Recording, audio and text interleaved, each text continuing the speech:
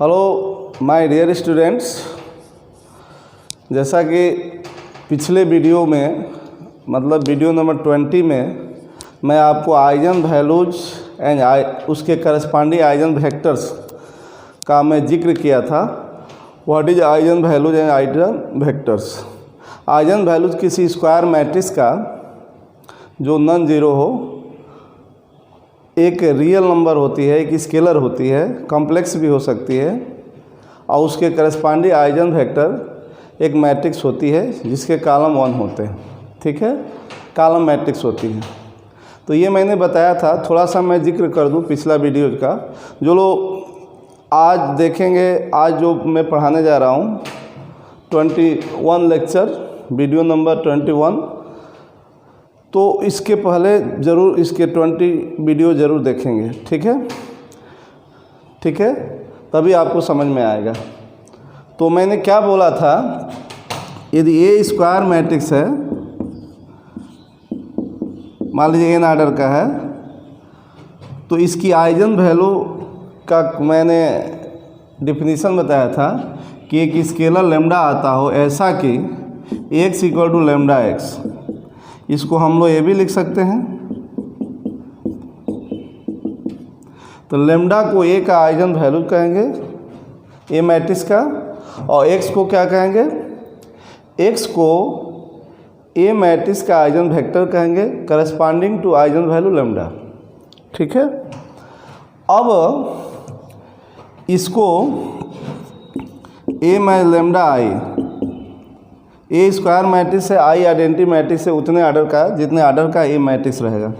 तो lambda I, अब lambda I क्या बनेगा, प्रिंसिपल डायगोनल। लेमडा आई एक स्केलर, ये स्केलर मैट्रिक्स बन जाएगा। स्केलर मैट्रिक्स में प्रिंसिपल डायगोनल के सारे एलिमेंट सेम होते हैं। तो लेमडा आई जो है उसके प्रिंसिपल डायगोनल में लेमडा लेमडा हो जाएगा और सारे रिमेनिंग एलिमेंट जीरो होंगे। तो ये मैं लेमडा आई करेंगे तो ए के प्रिंसिपल डायगोनल में जो भी ए रहेगा उसके प्रिंसिपल डायगोनल में लेमडा माइनस हो जाएगा और ए के एलिमेंट जो भी रहेंगे वही रहेंगे। तो इस तरह से इसको कैरेक्टरिस्टिक मैट्रिक्स बोलते हैं। इसी को डिटरमिनेट कर देंगे तो इसको कैरेक्टरिस्टिक पॉलिनोमियल बोलते हैं। अब ये कितने डिग्री की पॉलिनोमियल होगी, जितनी ए की आर्डर होगी, मान लो एन आर्डर का है तो ये लेमडा में एन डिग्री का पॉलिनोमियल होगा। इसी को जीरो कर देंगे तो कैरेक्टरिस्टिक इक्वेशन बोलेंगे। ये लेमडा में एन डिग्री का कैरेक्टरिस्टिक इक्वेशन बोला जाएगा। यदि ए एन आर्डर का है तो ये लेमडा में एन डिग्री का एक इक्वेशन होगा जिसको क्या बोलते हैं, कैरेक्टरिस्टिक इक्वेशन बोलते हैं। ठीक है, अब इसी को सॉल्व कर देंगे, इस डिटरमिनेंट को, इस इक्वेशन को सॉल्व कर देंगे। तो एन आर्डर का ए है तो ए की एन जो है आइजन वैल्यूज हो सकती है। आइजन वैल्यूज को कैरेक्टरिस्टिक रूट्स या characteristic values, latent roots, proper values भी ये सब कहा जाता है। ठीक है, तो इसको सॉल्व करने के बाद ए का आइजन वैल्यूज मिल जाएगा या कैरेक्टरिस्टिक रूट्स मिल जाएगा और लेमडा के प्रत्येक वैल्यू के लिए एक्स की, यहाँ लेमडा रखते जाएंगे, एक्स की जो वैल्यू आएगी वो ए मैट्रिक्स का आइजन वेक्टर होगा corresponding to eigen value lambda. ठीक है, तो एक चीज़ मैं जिक्र कर दूं कि मान लीजिए जितना आर्डर है उतनी आइजन वैल्यू हो सकती है। हो सकता है 3 आर्डर का है मैट्रिक्स तो उसकी आइजन वैल्यू 3 हो सकती है। हो सकती है कि 3 वैल्यू सेम हो जाए, हो सकती है कि 2 वैल्यू सेम हो जाए, हो सकता है कि 3 डिस्टिंक्ट हो जाए तीनों। ठीक है, तो क्या 2 सेम आइजन वैल्यूज के करस्पॉन्डिंग आइजन वेक्टर 1 होगा या 1 से ज़्यादा होगा, वो मैं क्वेश्चंस के द्वारा बताऊंगा कब 1 होगा। 2 सेम आइजन वैल्यू के करस्पॉन्डिंग आइजन वेक्टर क्या एक स्क्वायर मैट्रिक्स का एक ही होगा कि अलग अलग 2 होगा, मैं आपको क्वेश्चन में जिक्र करूंगा।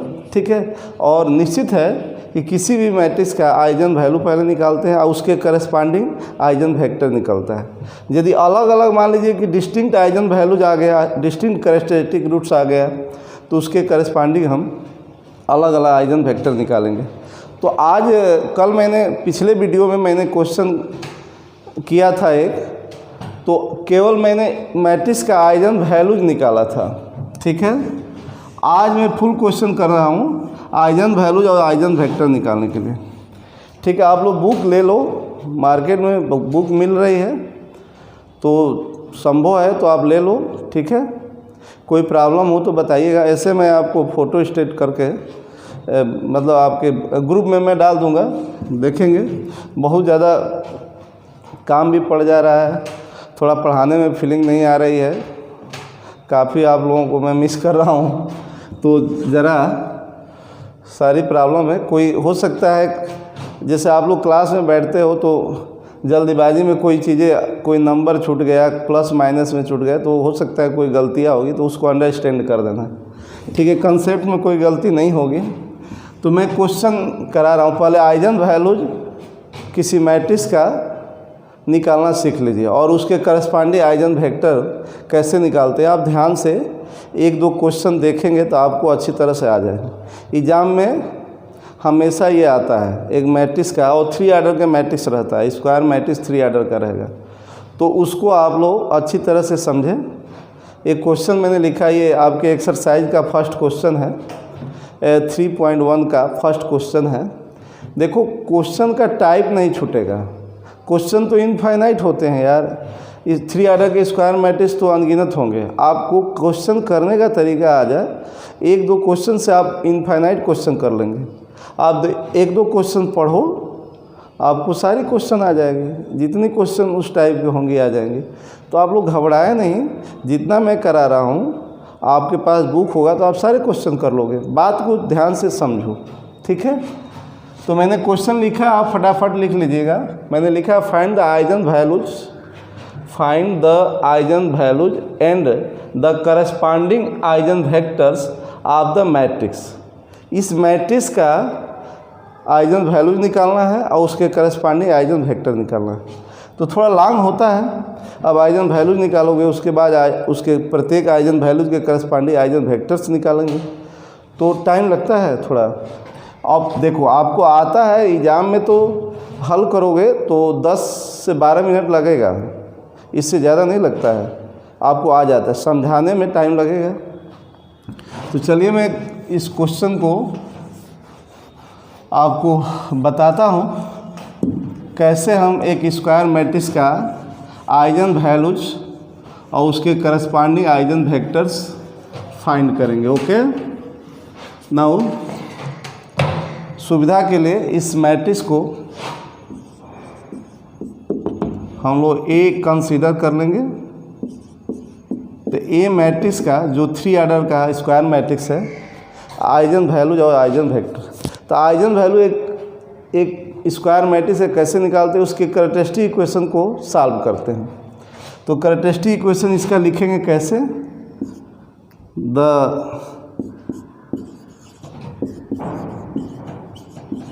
Characteristic equation of matrix A. मेरे साथ लिखते रहिए, बात जहाँ समझना है वहाँ समझ में आ जाएगा, रुक जाइएगा, मैं भी रुकूंगा ही, ये साथ में लिखते रहिएगा। The characteristic equation of matrix A is given by, क्यों, क्या मैंने बोला था, डिटरमिनेंट ए माइनस लेमडा आई। देखो ए माइनस लेमडा एक मैट्रिक्स है, उसका डिटरमिनेंट, तो आप कैसे करोगे। आप ए इतना देख रहे हो ना, लेमडा आई क्या होगा आप बताओ। यहाँ पर ये आई 3 आर्डर का आइडेंटिटी मैट्रिक्स है, लेमडा आई यही तो होगा। आपको पता है कि आई आइडेंटिटी मैट्रिक्स है 3 आर्डर का, समझ रहे हैं, यही तो लेमडा आई होगा, क्योंकि आई जो है 3 आर्डर का आइडेंटिटी मैट्रिक्स है, तो ये होगा आई 3 आर्डर का आइडेंटिटी मैट्रिक्स है, तो ये होगा। तो लेमडा आई, लेमडा से सारे एलिमेंट में मल्टीप्लाई हो जाएगा, तो ये बनेगा। अब बताओ ए में से ये माइनस करना है, तो आपको नहीं लग रहा है कि प्रिंसिपल डायगोनल में लेमडा है और सारे रिमेनिंग एलिमेंट 0 है। तो ए में से लेमडा आई माइनस करोगे तो इसके प्रिंसिपल डायगोनल में लेमडा माइनस हो जाएगा, और सब तो 0 है, तो 0 माइनस करेंगे और सब एलिमेंट में, तो ए के एलिमेंट वही रहेंगे, बस प्रिंसिपल डायगोनल में आपके लेमडा माइनस हो जाएगा, और उसका डिटरमिनेंट कर देना है। बात समझ में आ गई। इतने में से ये माइनस करोगे, उसका डिटरमिनेंट कर देना है साथ में। तो बस प्रिंसिपल डायगोनल में लेमडा माइनस हो जाएगा, 1 माइनस लेमडा 0 0। प्रिंसिपल डायगोनल के ही एलिमेंट में लेमडा माइनस होगा, 1 0 माइनस लेमडा होगा -2 -1 1 -3 minus lambda equal to 0। A minus lambda I characteristic matrix है और उसका डिटरमिनेंट कर दिया तो कैरेक्टरिस्टिक पॉलिनोमियल हो गया, इक्वल टू 0 ले लेते कैरेक्टरिस्टिक इक्वेशन हो गया। कोई दिक्कत है आपको? हमको नहीं समझ में आ रहा है कि दिक्कत होगी, प्रॉब्लम होगी। तो ए मैट्रिक्स का पहले आइजन वैल्यूज निकालेंगे, या दूसरा नेम इसका कैरेक्टरिस्टिक रूट्स निकालेंगे, या लेटेंट रूट्स, प्रॉपर वैल्यूज निकाल रहे हो। अब इसको आप सॉल्व करोगे। ए मैट्रिक्स ज़रा मैं इधर लिख ले रहा हूँ क्योंकि बार बार इसकी ज़रूरत होगी। आप लोग सामने नहीं हो तो कॉपी मैं पूछूंगा तो कैसे बताओगे। तो ए मैट्रिक्स है, इसका आइजन वैल्यू आप लोग निकालने का प्रयास कर रहे हो। तो बच्चों ये डिटर्मिनेंट हो गया। डिटर्मिनेंट की वैल्यू निकालने के लिए किसी रो या किसी कॉलम में, ये 3 ऑर्डर का है तो 2 0 हो जाए तो बेटर है, या 1 0। तो क्यों ना अब इसका एक्सपेंशन कर दें। फर्स्ट रो में तो 2 0 है तो नो डाउट अब इसका एक्सपेंशन कर दो। यदि नहीं रहता 2 0 तो हम प्रयास करते, यदि होने लायक है तो आप कर देते, तब तोड़ते, या नहीं होने लायक है तो इसी पर ब्रेक कर दीजिए। हमको लेमडा में पॉलिनोमियल होगा 3 डिग्री का, तो ये R1 को लेकर एक्सपेंड करेंगे। यहाँ लिख सकते हैं expanding with R1 we get expanding with R1 we get क्या जनाब मिलेगा 1 माइनस लेमडा, ये आपका minus lambda multiply by -3 minus lambda minus आइए आपका -2 +2 हो जाएगा। आपको पता है इसके लिए ये अब 0 इंटू समथिंग 0 ही होगा, मैं लिख दे रहा हूँ +0 इंटू समथिंग 0 ही होगा इक्वल टू 0। तो बच्चों यहाँ से लेमडा में 3 डिग्री की पॉलिनोमियल मिला, यहाँ से लेमडा की वैल्यू हम निकालेंगे। तो ये कितना हो जाएगा लेमडा स्क्वायर +3 लेमडा +2। इसका फैक्टर करो, एक तो लेमडा की वैल्यू दिख रहा है कि 1 होगा, यहाँ से क्या होगा इसका फैक्टर क्या होगा आप समझ सकते हो, लेमडा +1 लेमडा +2। ओके, तो यहाँ से ये 3 लीनियर फैक्टर हो गया। तो लेमडा की वैल्यू इजीली आप निकाल लोगे। लेमडा इज इक्वल टू 1, ये 0 करेंगे तो -1, ये 0 करेंगे अलग अलग तो -2। ये are eigen values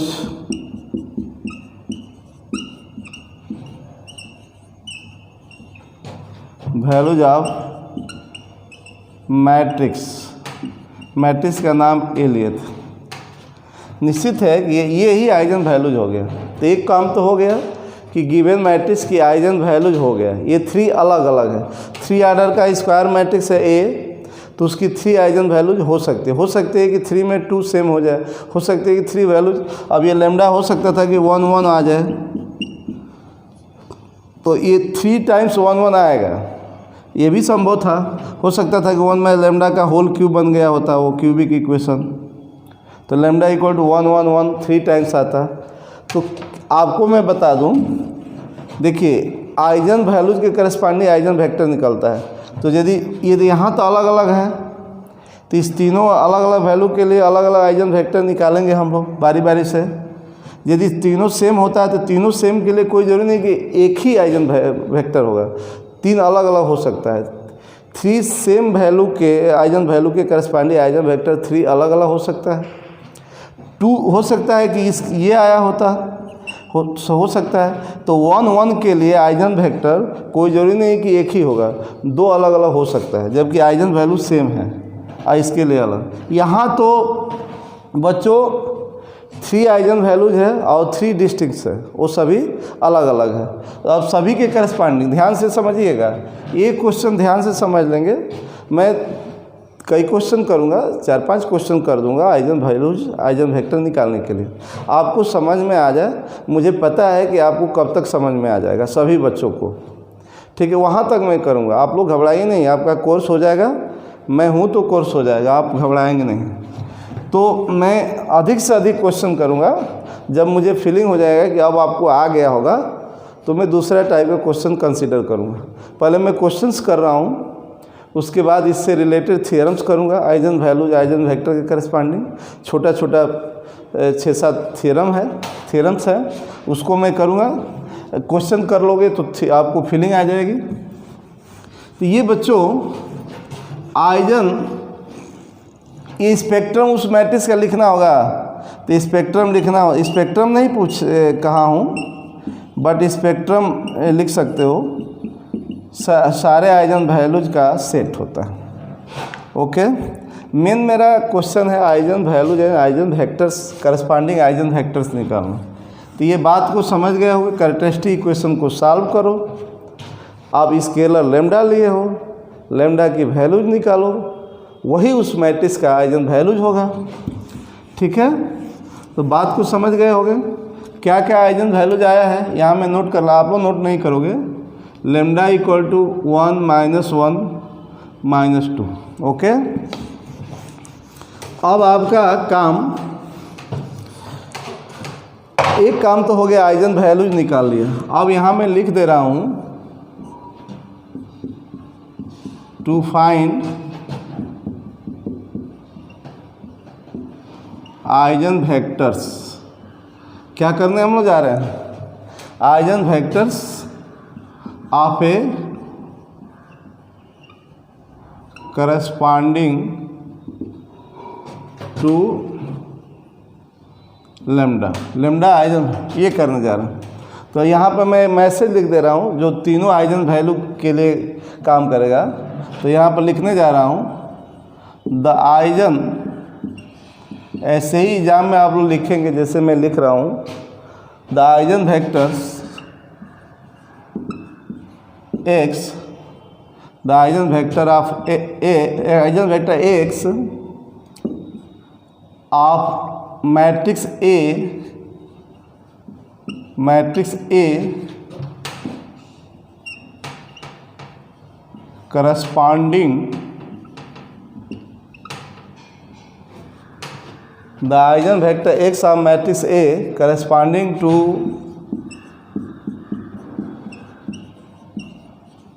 eigenvalue lambda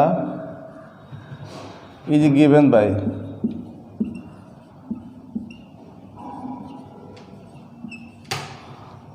corresponding to eigenvalue lambda is given by, देखिए x equal to lambda x, ठीक है, x इक्वल टू लेमडा है। लेमडा यदि आइजन वेक्टर, x यदि आइजन वेक्टर है corresponding to eigen value lambda, तो इसको ऐसे लिखेंगे। अब इसको हम लोग ऐसे लिख देंगे a माइनस लेमडा आई, क्योंकि x कॉमन लेंगे तो x मैट्रिक्स है ना, तो यहाँ आई हो जाए ये। अब a माइनस लेमडा आई करो, x आपका निकालना है, x कैसे निकलेगा ध्यान दीजिए, a minus lambda I, x क्या होगा, कॉलम मैट्रिक्स होगा, ध्यान दीजिएगा, x क्या होगा, एक कॉलम मैट्रिक्स होगा, ओके, 3 1 का होगा। तो a माइनस लेमडा आई क्या होगा, आप समझ सकते हो ना, मैट्रिक्स है यार, डिटरमिनेंट नहीं है।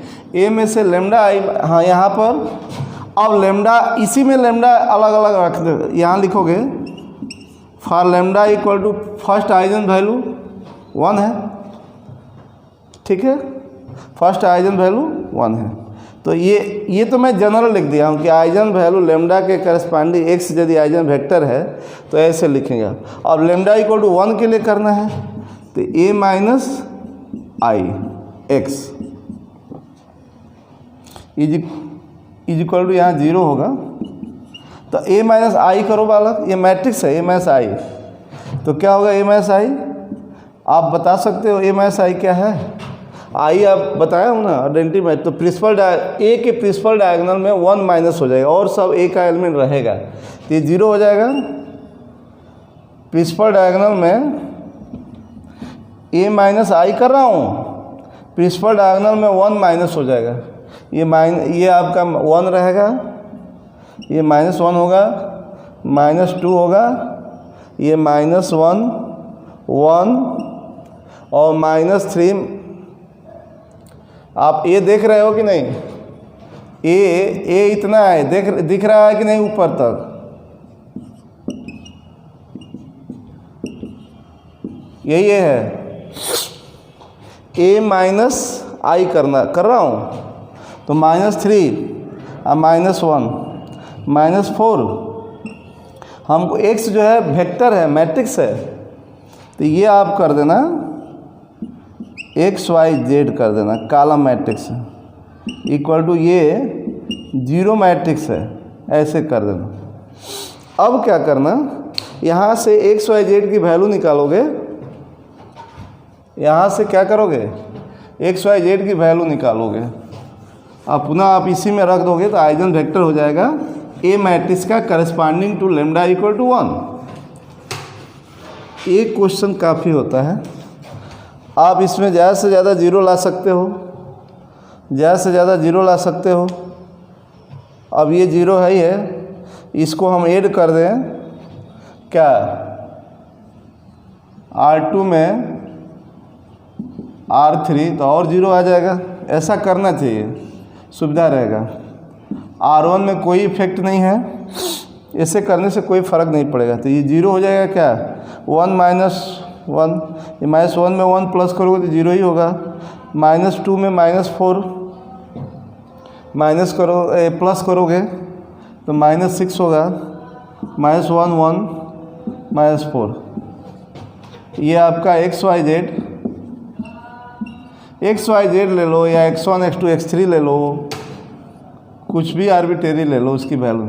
अब मल्टीप्लाई कर दो, इससे ज़्यादा क्या 0 लाओगे, झूठ मूठ का 0 लाने के चक्कर में एक स्टेप बढ़ाओगे, मल्टीप्लाई करो तो ये तो 0 हो गया। 0x + 0y + 0z, 0x + 0y - 6z, -x + y -x + y -4z। यहाँ से x y z की वैल्यू निकालना है। ये कॉलम मैट्रिक्स हो गया, 0 कॉलम है, ये भी कॉलम मैट्रिक्स, तो 0 = 0, ये करस्पॉन्डिंग एलिमेंट, तो क्या हो गया, 2 मैट्रिक्स सेम है, सेम आर्डर के होंगे तभी सेम होंगे, तो उसको ये एलिमेंट्स करस्पॉन्डिंग एलिमेंट्स इक्वल होंगे। तो -6z 0, यहाँ से -x + y -4z 0।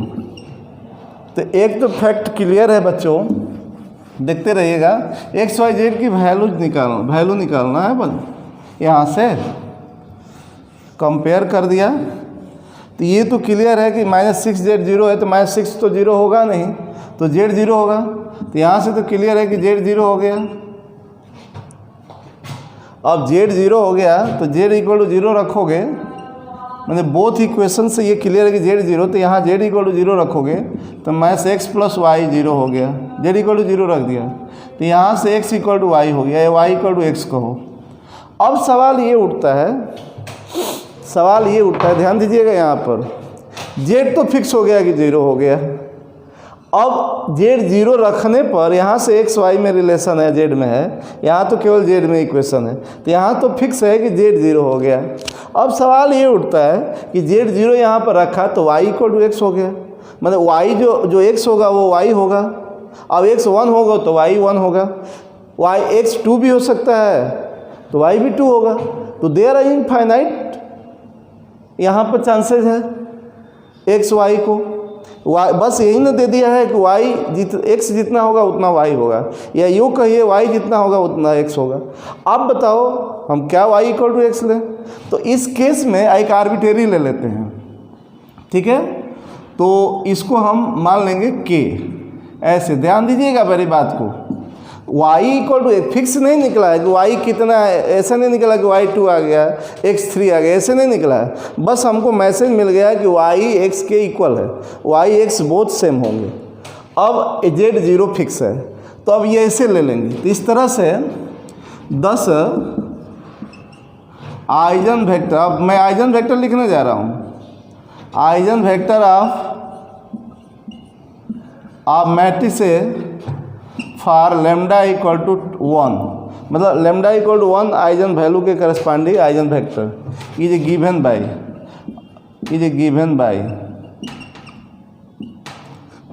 बाय जैसे 3 आइजन वैल्यूज है तो उसके करस्पॉन्डिंग आइजन वेक्टर का नाम अलग अलग दे दे। तो लेमडा इक्वल टू 1 के लिए x1 दे दे रहा हूँ। तो ये आपका x y z की जो वैल्यू आया है, ये x की वैल्यू k, x की y की वैल्यू k और z की वैल्यू 0। तो ये आपको इसको ऐसे लिख देना, छोटे यूनिट में लिख देना, k से k को हटा देना, k 1 ये इक्विवेलेंट टू। तो यही आंसर देगा 1 आइजन वैल्यू के corresponding eigen vector, 1 eigen lambda equal to 1 के करस्पॉन्डिंग 1 आइजन वैल्यू के करस्पॉन्डिंग आइजन वेक्टर ये हुआ। हमेशा आइजन वेक्टर कॉलम मैट्रिक्स है, न एक कॉलम रहेगा और रो उतना रहेगा जितना ए का रो है। आप बात समझ में आई? 1 छोटा हम 2 रख लेते, कोई गलती नहीं है। आप k2 भी तो हो सकता है, ये भी गलती नहीं है। तो छोटे यूनिट में रखना, छोटा नंबर में लिखना, ये भी सही है, ये भी सही है। आप 100 रख लो, कोई बात नहीं। के आर्बिट्रेरियन है, कोई भी रियल नंबर रख सकते हो। तो ये छोटे यूनिट में कर देना, के से डिवाइड करना 0 1 1, यही आपको आंसर देगा। तो 1 लेमडा इक्वल टू 1 के करस्पॉन्डिंग ए का आइजन वेक्टर ये हुआ। अब तीनों के लिए करना है, अभी एक के लिए किए हो, ठीक है। अब आते हैं, आप लोग लिखते रहिएगा। मुझे करना होता तो ये 6-7 मिनट में हो जाएगा, आपको भी आ जाएगा। तो आप एग्जाम में 10 मिनट में कर लोगे। अब यहाँ पर आप ऊपर तो लिख ही लिए हो कि हम आइजन वेक्टर फाइंड करने जा रहा हूँ, और एक जनरल में लिख दिया। और फॉर लेमडा इक्वल टू दूसरा आइजन वेक्टर वैल्यू -1 था, तो ये करोगे तो यही ना था a माइनस लेमडा x, इसी से निकलेगा ना। तो यहाँ लेमडा यहाँ 1 है, तो प्लस i हो गया, i into x equal to 0। अब a प्लस i समझ रहे हो ना, i आप समझ ही रहे हो। आप सोच लो a प्लस i क्या होगा, ये दोनों को ऐड करेंगे तो क्या होगा। प्रिंसिपल डायगोनल में a के प्रिंसिपल डायगोनल में 1 ऐड हो जाएगा, 2 0 0 1 1 माइनस, केवल प्रिंसिपल डायगोनल में 1 ऐड हो जाएगा और सब एलिमेंट वही रहेगा। -3 + 1 -2। x को क्या बोला था, x y z ले लो। यहाँ से x y z की वैल्यू निकालेंगे, सेम तरीका है, यहाँ से भी x y z की वैल्यू निकालेंगे। तो बच्चों बताओ, अधिक से अधिक 0 करने के लिए मैं बात कहा था, कर लो अधिक से अधिक 0, क्यों ना इसको ऐड कर दें, कोई फ़र्क नहीं पड़ेगा। R2 में R3 ऐड कर लो, कोई बात नहीं। तो क्या मिल जाएगा, R1 में कुछ नहीं करना है, इसकी बात कर रहा हूँ, कोएफिशिएंट मैट्रिक्स। R2 में R3 0, यहाँ 2 हो जाएगा, ये ऐड कर लोगे तो, अरे माइनस कर लेते तो अच्छा रहता, 2 0 हो जाता, माइनस कर लो तो ये 2 हो जाएगा, ये 1 - 1 0, माइनस करने से 2 0 हो जा रहा है। -2 में -2 माइनस करेंगे तो 0 हो जाएगा, -1 1। ये आपका x y z। आप इधर भी कर रहे हो ये प्रोसेस, आप दोनों साइड इसमें भी कर रहे हो, बट R2 - R3 ये 0 0 है, इधर भी आप कर रहे हो। दोनों साइड करोगे तभी ना, तो वैल्यू में अंतर नहीं होगा। तो आप इसमें कर दिए, इसमें करने की ज़रूरत नहीं, इसमें कर दिए ना, इसमें भी ये काम कर रहे हैं। R2 में से R3, तो दरअसल एलिमेंट 0 है, तो कोई भी ऑपरेशन करेंगे तो कोई फर्क नहीं पड़ेगा। 0 मैट्रिक्स में कोई भी ऑपरेशन करोगे, रो ऑपरेशन या कॉलम ऑपरेशन, कोई फ़र्क नहीं पड़ता है। तो इधर भी किए हो, अब आप अधिक से अधिक जीरो के चक्कर में, अब ये भी जीरो हो सकता है, कहे तो कर दें, ये R1 में R2 माइनस कर दो, जीरो हो जाएगा। तो ये दोनों केस तो एक ही देगा, क्या झूठ मूठ का एक लाइन इतना बढ़ाओगे। अरे 2x आएगा, दूसरे रो में भी 2x से आएगा, x जीरो होने वाला है, तो झूठ मूठ का क्या बढ़ाएंगे, इसी पे मल्टीप्लाई कर देते हो। ओके, ये भी जीरो कर सकते थे, या ये जीरो कर दो, R2 में R1 माइनस कर दो तो ये जीरो हो जाएगा, ये जीरो बरकरार रहेगा। हमें बात को समझ रहे हैं, तो झूठ मूठ का इतना क्या स्टेप बढ़ाओगे, हमारा काम हो जा रहा है। हम बात ज़्यादा से ज़्यादा जीरो क्यों लाते हैं कि x y z की वैल्यू निकालने में कोई दिक्कत ना हो। तो आप देख रहे हो, मल्टीप्लाई करो, 2x प्लस 0y जीरो होगा, प्लस 0z जीरो होगा, plus 0, 2x again 2x plus 0y plus 0z, 2x ही बनेगा। यहाँ minus x plus y minus 2z is equal to 0 0 0। बात समझ में आ रही है? देखो, एक बार में नहीं समझ में आ रही है तो वीडियो तो अपलोड हो गया है, तो आप लोग बार बार देखिए, बार बार देखिए, आपको समझ में आ जाएगा। ठीक है, एक बार में समझ में नहीं आती, बहुत लोगों को नहीं आएगी, ध्यान से देखिए, 2 बार देखिए, 3 बार देखिए, 4 बार देखिए, आ जाएगा समझ में। ठीक है, no doubt. 2x equal to 0, अरे 2x 0 एक ही बार लिखेंगे, minus x plus y plus z is equal to 0। तो नो डाउट यहाँ से x तो 0 हो गया, अब x 0 करेंगे तो y प्लस जेड 0 हो गया। अरे x यहाँ 0 रख दो, क्योंकि ये x 0 दे रहा है, तो यहाँ तो y प्लस जेड, तो y equal to minus z. हम ऐसे भी लिख सकते हैं, y by minus 1 z by 1, ऐसे भी लिख सकते हैं। मान लो k, अब ये पता है कि y z का निगेटिव है, मतलब z 1 लिखेंगे तो y माइनस 1 होगा, z 4 रखोगे तो y माइनस 4 होगा, या z equal to minus y भी। तो ये सारी अनगिनत जो है, तो ये इसीलिए k में दे देते हैं, k सारी चीज़ों को। तो y equal to minus k, इसको मान लेंगे कि k के इक्वल है, और z इक्वल टू k। तो इस तरह से हम लिख सकते हैं। अरे z माइनस k और y k भी हो सकता है, ये भी सही है। ठीक है, ये भी सही है। एक चीज़ अभी मैं क्वेश्चन ये कर ले रहा हूँ, तो एक मैसेज आपको बताऊंगा, सुन लीजिएगा। तो इस तरह से आइजन वेक्टर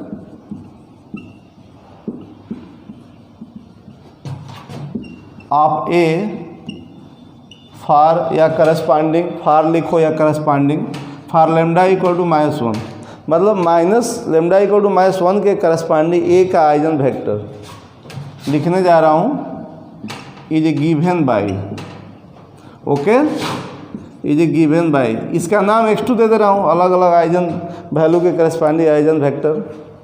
तो ये क्या आपका, ये है x0 है ना, माइनस के, तो ये किसके इक्विवेलेंट होगा, k से डिवाइड कर देंगे तो माइनस 1 1 हो सकता है, आप इंटरचेंज कर दो, समझ रहे हो। अब मान लो कि y बाई 1 कर देते, z बाई माइनस 1, ये भी हो सकता था। तो y k और z माइनस के, तो ये आप ऐसे भी लिख सकते हो, 0 1 माइनस 1, माइनस के से भाग दे दो तो आ जाएगा ये। ठीक है, माइनस के से भाग डिवाइड कर दो तो आ जाएगा। ओके, हमारी बात को समझ रहे हैं, कहीं गलती नहीं ना हुई है, कहीं गलती भी हो सकती है। आंसर x2, ये 2 0 2 1 आ रहा है क्या, कहीं मिस्टेक नहीं ना हुआ है? देख लीजिएगा, हो सकता है कोई नंबर जोड़ने होने में छूट गया हो, प्रोसेस तो सही है यही। ठीक है, तो ये हो जाएगा, मतलब ये आप दे दो, ठीक है, कोई दिक्कत नहीं। अब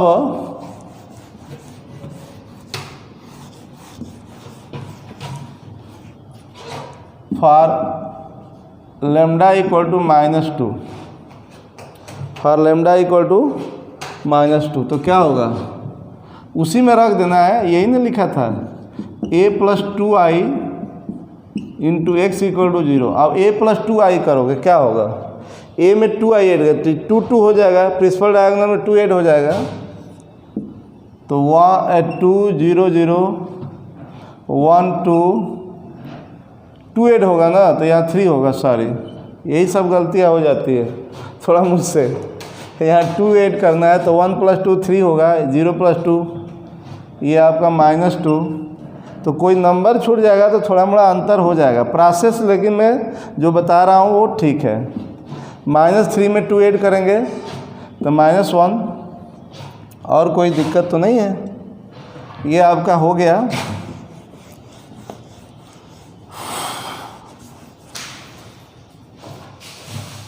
I × x y z, काम एक ही करना है, बस है 3 बार करना है, काम एक ही करना है, 3 बार करना है, ज़्यादा से ज़्यादा 0 ला देना चाहिए।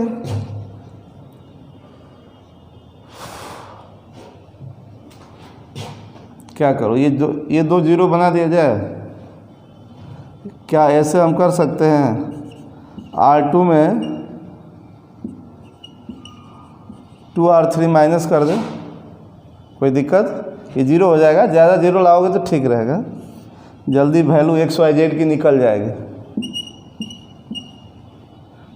2R3 माइनस 2 से मल्टीप्लाई करोगे तो +2 हो जाएगा, ये 3 हो जाएगा क्या, यहाँ पर 2 से मल्टीप्लाई करके R3 में 2 से अब माइनस करोगे 0, यहाँ 2 से मल्टीप्लाई करोगे अब माइनस करोगे तो प्लस हो जाएगा, और ये आपका -2 है, 0 हो जाएगा, -1 1 -1, ये XYZ।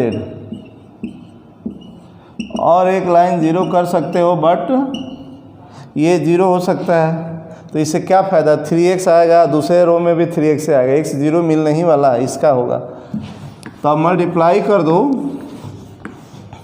बात समझ में आ जाएगी। आज नहीं आया होगा तो कल आ जाएगा, आना ही आना है।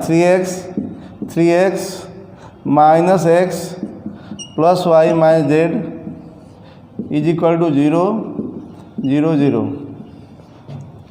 आप कंपेयर कर लोगे, क्योंकि 2 मैट्रिसेस सेम हो तो करस्पॉन्डिंग एलिमेंट्स इक्वल होता है, तो no doubt 3x 0 minus x plus y minus z 0, तो यहाँ से x 0, x कितना मिला 0, and y minus z 0 equal y equal to z, इसको k मान लेंगे, क्योंकि इक्वल है, तो बहुत सारे इक्वल होने के लिए z2 तो y2, z3 तो y3, z5 तो y5, तो k मान लेते हैं। इस तरह से x तो 0 फिक्स है, तो eigen vector of A for lambda equal to क्या था, -2 इज x3, इसका नाम दे दिया जाए तो 0 k।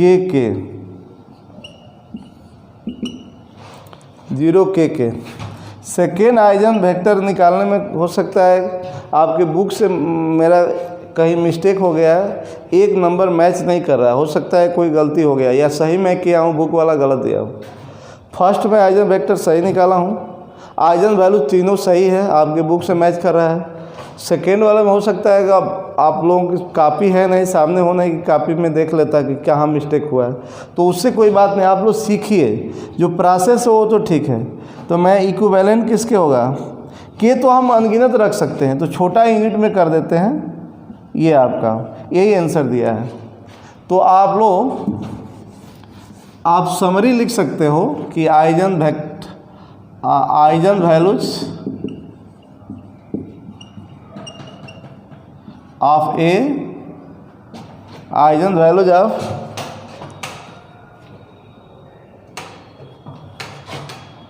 Of A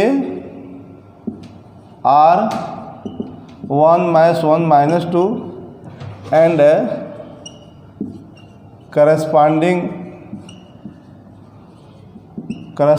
eigen vectors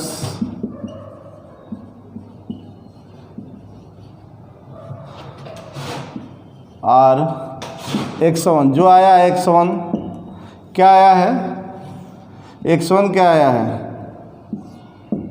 x1 आया है 1 1 0, x2 क्या आया है, अब x2 तो आपके बुक में बच्चों 0 2 1 दिया है, मेरा 0 1 1 आ रहा था, कहीं गलती हो गया होगा या देख लीजिएगा, समझ रहे हैं ना, कहीं हो सकता है कि मुझे जोड़ने घटाने में गलती हो गया हो, छोटी छोटी चीज़ें कभी गलतियां हो जाती है, कंसेप्ट में ये नहीं है, ये आपका है रिस्पेक्टिवली,